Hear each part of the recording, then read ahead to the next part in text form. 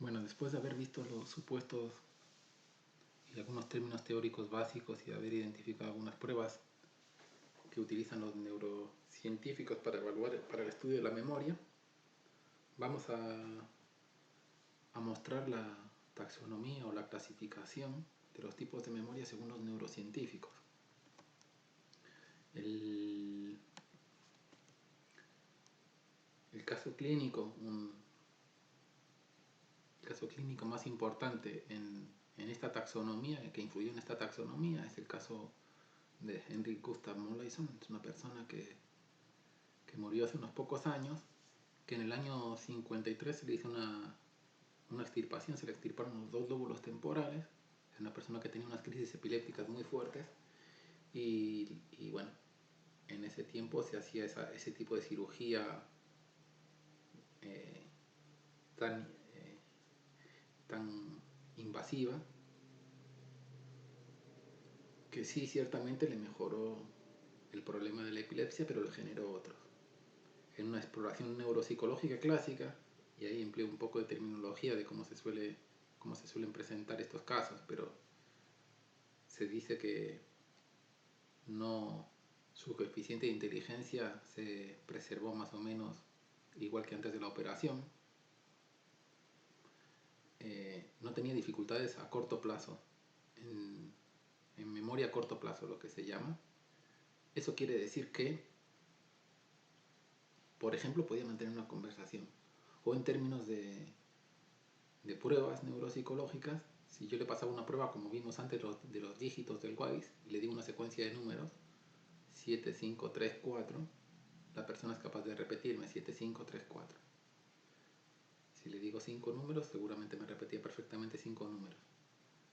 Pero ¿qué ocurría? Que si cambiábamos de contexto, si pasaba un intervalo de tiempo más largo, si yo me iba y volvía dentro de 5 minutos, ahí ya no se acordaba de lo que había pasado en ese momento anterior. A eso se le llama un problema de amnesia anterógrada. No podía generar nuevos recuerdos verbales y tenía una amnesia retrógrada, como hemos visto antes, de un periodo de 2 años. Es decir, desde la cirugía no recordaba lo que había sucedido en los 2 años anteriores. Y un aspecto que también tenía de alguna manera preservada, tenía otras funciones cognitivas perfectamente preservadas también, como las perceptivas, y también algunos aspectos de la memoria, no solamente la memoria a corto plazo, como les digo, que le permitía esa interacción con las personas, sino también lo que se llama la memoria implícita o procedimental. ¿En qué consiste eso? Bueno, es memoria que no involucra el lenguaje o que no se expresa a través del lenguaje como los recuerdos. Por ejemplo, son tareas, en general son pruebas que implican algún tipo de actividad o de algún tipo de habilidad motora. Por ejemplo, aprender a dibujar, como les pongo aquí en el video, una imagen a través del espejo, tomando como referencia lo que uno ve en el espejo. Aquí lo que se representa son la cantidad de errores que va cometiendo la persona, pero se va viendo que va mejorando, que a medida que va realizando el dibujo, va teniendo cada vez una menor cantidad de errores. Si esta prueba se realiza un día, lo que se observa es que al día siguiente, en este caso, en el caso HM, su rendimiento se mantenía bastante bueno. Casi no cometía errores, muchos menos que los que cometía al principio, cuando empezó a realizar la prueba por primera vez el día anterior. Y el tercer día ya no cometía errores. Claramente se ha visto que ha habido una mejora que se ha mantenido a lo largo del tiempo. No obstante, si a la persona, a HM, le preguntaba en el día 2 o el día 3 si recordaba haber hecho esta prueba antes, iba a decir que no. Iba a decir que no. Sin embargo, había pruebas de que reconocía de alguna manera y que había aprendido a realizar la tarea. Es decir, que la experiencia había tenido un efecto sobre cómo ejecutaba la tarea, aunque no pudiera reconocerlo. Lo mismo con esta prueba de las figuras incompletas, que también aparece en el Pinel, donde básicamente lo que tiene la persona que hacer es reconocer cuanto antes posible qué dibujo está representado en estas figuras incompletas, en estas imágenes incompletas. Cuando uno se va acercando al modelo es más fácil porque hay más información. Bueno, aquí se ve como una mejora a lo largo de los primeros ensayos y se ve cómo también se retiene, cómo se retiene esa mejoría en, en un intervalo de tiempo. No obstante, la persona no recuerda haberlo hecho nunca aquí. Es la misma idea que en las dos pruebas. Hay un tipo de, se va a hablar así, de memoria que tiene que ver con las habilidades motoras, que la persona va mejorando, pero no es capaz de recordar, o no es capaz que ya estuvo haciendo esa tarea previamente. A partir de este caso clínico, entonces nos aparecen, y de otros datos también experimentales, y de otros datos que venían recogiéndose a nivel experimental, y también de otros casos clínicos, los neurocientíficos establecen esta división. Por un lado está la memoria a corto plazo y por otro lado está la memoria a largo plazo. Esto es en función del tiempo. Si tenemos como criterio el tiempo, ¿qué quiere decir memoria a corto plazo? Que hay un intervalo de tiempo relativamente pequeño en el cual podemos retener la información de lo que ha pasado previamente. Memoria a largo plazo es que la información la retenemos durante un plazo mayor. ¿Cuál es el criterio temporal entre la memoria a corto plazo y memoria a largo plazo? Depende de los autores, estudios. Es una distinción que varía mucho en función del tipo de tarea, en el tipo de prueba y de otro montón de variables que han sido objeto de estudio de la psicología.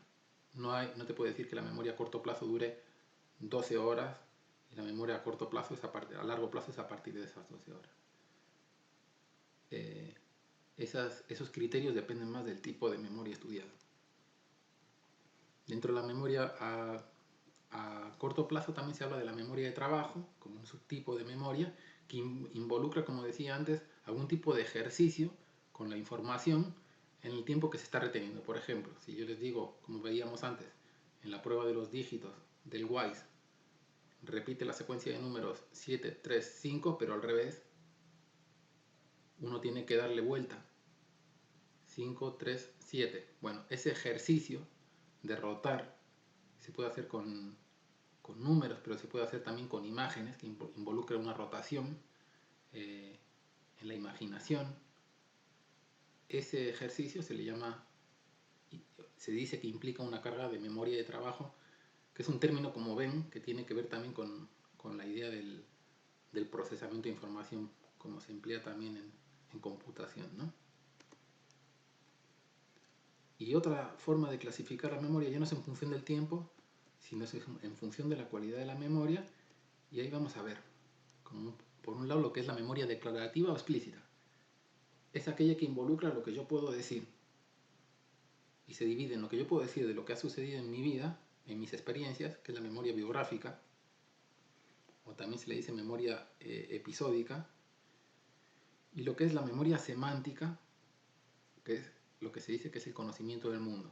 Por ejemplo, conocimiento de en qué año se logró la independencia o cuál es la capital de un país, o información que tiene que ver con otros aspectos básicamente de la cultura.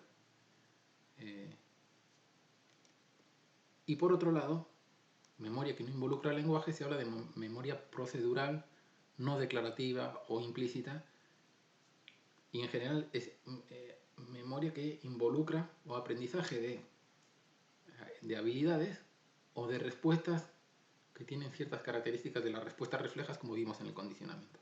Aquí les puse 3 tipos de memoria procedimental: el aprendizaje de habilidades, aprender a tocar un instrumento, aprender a andar en bici.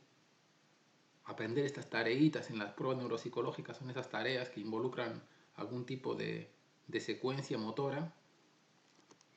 El priming, que es esa idea que les apareció antes, como alguna información previa que hemos tenido previamente nos facilita un tipo de respuesta concreta, como vimos en esa tarea de los dibujos incompletos. O el condicionamiento. El condicionamiento es lo que vimos en en aprendizaje, condicionamiento clásico, condicionamiento pavloviano. Hay casos clínicos, por ejemplo, mostrando que la persona que tiene una amnesia tipo la que hemos descrito del caso HM, hay un caso clínico contado de un médico que se puso en la mano una chincheta, un pincho chiquito, cuando fue a saludar al paciente que siempre veía que tenía este tipo de amnesia. En el choque de mano la persona sintió el dolor del pinchazo y la retiró. Al día siguiente, cuando vino el médico, le fue a dar la mano y el paciente no se la quiso dar. No obstante, le preguntas por qué y no recuerda.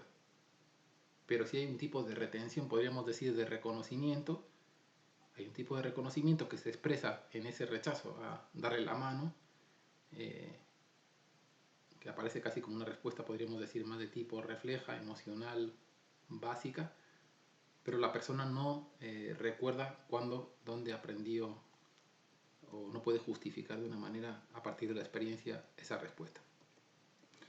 Y en general, y esto es una regla muy amplia y general y muy inespecífica, pero al menos que les sirva de retención, de información como punto de partida para profundizar posteriormente, ambos tipos de memoria, lo que es explícita, declarativa o procedimental no declarativa, se ha vinculado con diferentes estructuras en el sistema nervioso. Por ejemplo, todo lo que es explícito o declarativo se ha vinculado con el lóbulo temporal y también con el área prefrontal, pero en general participa en ese tipo de estructuras, más los lóbulos temporales. El hipocampo es una estructura clave, incluso en casos no necesariamente de ablación de todo el lóbulo temporal, pero en casos de lesiones puntuales del hipocampo se ha encontrado este tipo de amnesias. Luego vamos a ver algún caso. Mientras que la memoria procedimental no declarativa, implícita, tiene que ver con estructuras que están relacionadas con lo que ustedes han conocido como ganglios de la base, el caudado del putamen, estructuras subcorticales y el condicionamiento de miedo, por ejemplo, con la amígdala. Bueno, esta sería la idea. Estructuras más subcorticales vinculadas con memoria que no requieren lenguaje, y mientras estructuras sobre todo vinculadas con el lóbulo temporal, vinculado a la memoria que tenía que ver con el lenguaje.